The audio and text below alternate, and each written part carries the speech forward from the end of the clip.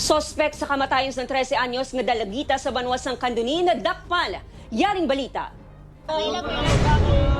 Nagwa sa investigasyon sang Kanduni Police nga residente lang sang lugar ang nagpatay sa 13 anyos nga si Rica Grace Simple. Madumduman nga nasapuan ini sa tunga sang katubuhan sa barangay West Kanduni, Negros Occidental sang Damlaglang.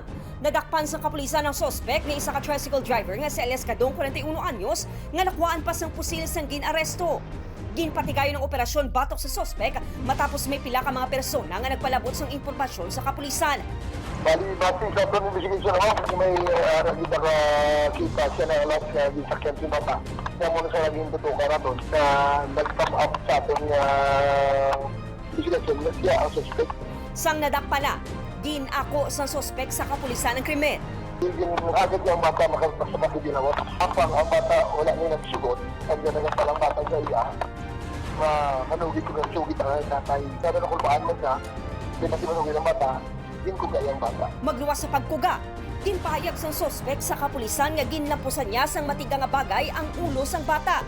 Apang hugot sini nga ginpanginwala nga iya ini ginhimuslan. Ginahulat pa ang resulta sang autopsy. Upod kay Reynald Casino, Aileen Pedraso. 1 Western Visayas.